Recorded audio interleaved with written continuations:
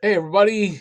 So the Montreal Canadiens hosted the Chicago Blackhawks last night, and for everyone hoping to get the number one pick, Lafreniere, it was a step in the right direction. For everyone who wanted them to win, it wasn't. The Habs lost 4-1 to Chicago. I'm going to tell you how that happened, who scored, how they scored. I'll give you my 3 stars and just a couple of stats from the game. And yeah, that's all right here at Talking Habs.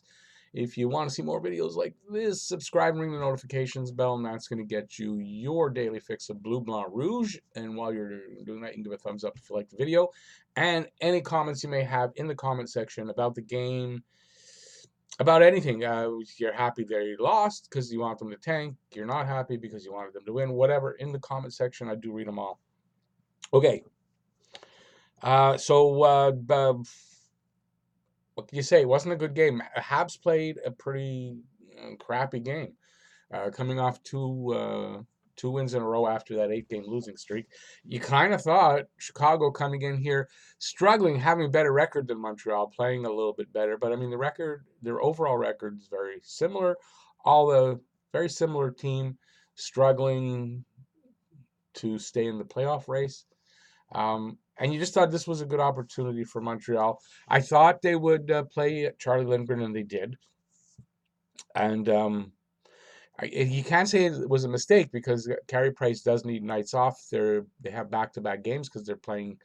I'm filming this on Thursday, so they're playing tonight in Philadelphia. By the way, anybody wondering where I was last night? I was out all day. My dad's in the hospital, and I got home really late and I couldn't. I missed part of the first period and I couldn't do anything, and was really tired. So I'm only doing my review right now. So that's enough of my apologies. Okay, so this was a very disappointing game because I want to see them win. Anytime I want to watch, I'm going to watch the Habs. I want to see them win. I don't like to see them lose. Okay, so what happened? First period started off pretty quick. 5:42 in. Um, Okay, the puck, they ring the puck around. Somehow, anyways, it rings around. Lindgren stops it behind the net. And he holds it there. And he holds it there, waiting for someone to do something. And by that point, Chicago, they start coming in. And basically, he effed up handling the puck. Kajula gets the puck away from whoever's behind the net. I don't remember who the Habs player was. And he tosses that out front to Zach Smith. And Zach Smith scores a shorthanded goal because there's a penalty to Dak for holding on this. So it's a shorthanded goal. Smith's third from Kajula. And I wrote here bad omen because at that point I felt this was the game. But it's the first period, 6 minutes into the first period. I'm going, well, Montreal, they can come back. This is not over yet. But I got that feeling that at this point, the game was done right there. At 12:32, some more bad play by Montreal, back and forth, whatever. It's not working out. Bounces aren't going their way. 12:32, Smith tips for a second goal of the game. Tips in a point shot from, I think they pronounce it Cuckoo, but it's Koek. So I don't know. It's Coco. Guy was saying cuckoo. Okay, so he's Cuckoo for Cocoa Puffs. So Smith's fourth, second of the game from Cuckoo and Mata. So it's 2-0. Go, okay, well, I don't know. That feeling's just not going away that Montreal's going to come back here. But I've seen them do it, so I'm not giving up. So it was a good period by Paling. Probably Paling was the best player for Montreal today, last night. But Montreal's not getting a lot of bounces. They're getting some, but they're not getting a lot of bounces. Their passing is kind of good, but I don't know. Sketchy, maybe. Shots on goal, 12 for Montreal, 11 for Chicago. They each have a power play, no goals. Although they get a shorty. So, okay. Second period. At 54 seconds in, Kovalchuk, who also had a good game, probably the second best player tonight. He has the puck on the sideboards and on the left side, and he kind of makes a blind pass to the center, to the slot, right to Deneau, perfect pass. and Deneau beats Crawford. And at this point, first period doesn't look like you're going to get a goal against Crawford because Crawford plays like out of he doesn't lose here. I don't think he's lost in Montreal, and it continued tonight. Okay, so Deneau's 12th from Kovalchuk and Tatar. I think that's Tatar's 40th point. At 10:52, I think it is 10:52, Domi goes off for roughing, a dumb roughing penalty. I don't remember who it was that he roughed, but he basically grabs him sort of from behind a little bit and then pulls his helmet off and picks it up, and like it's just dumb. I don't know what happened to lead up to it, whatever, but that's a dumb penalty. And it's 35 seconds later. DeBrincat scores on the power play. I just wrote DeBrincat scores. His 12th goal from Kane and Taves, of course, 3-1. 3-1. Second period, midway. Again, some more lousy play. So I write can't score on the power play because they have 2 power plays in this period. Can't score. At home, can't score on the power play. I don't understand. It's like last year's power play. Only at home because on the road they score. Best road power play amongst the best, if not the best road power play in the league. At home, amongst the worst. Bounces aren't bouncing. That means they're not getting bounces still. Domi benched after his roughing penalty. So he didn't see the ice again in that period. He can't take stupid, costly penalties like that. And it was very immature. This was a very immature penalty.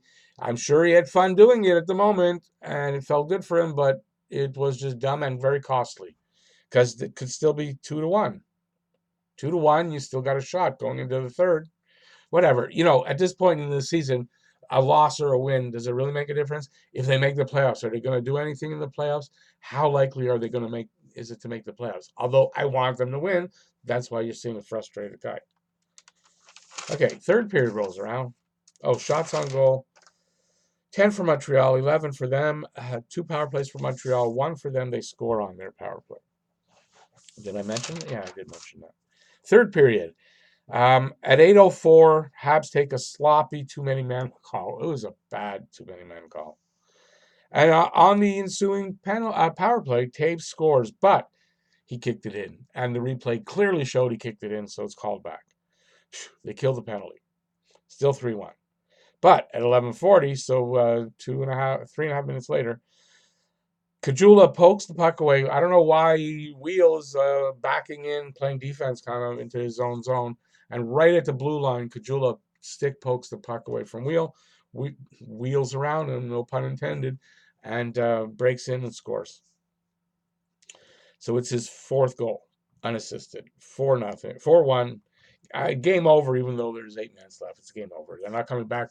They're not coming back against Crawford with 3 goals to tie it up. It's not happening. And it didn't. They didn't do anything, really. So I wrote here, Habs look like the team on the back end of a back-to-back instead of Chicago, because Chicago played the night before in Ottawa, but they don't look like it, and Habs do. I don't know what to expect tonight. That'll be in the next video.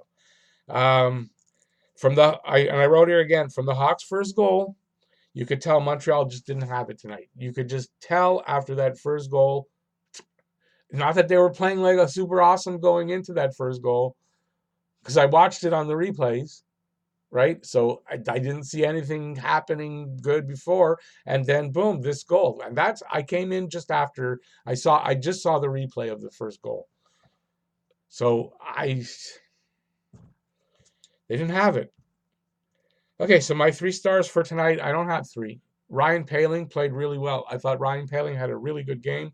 And Kovalchuk, not so, but that was a really nice pass to set up the goal.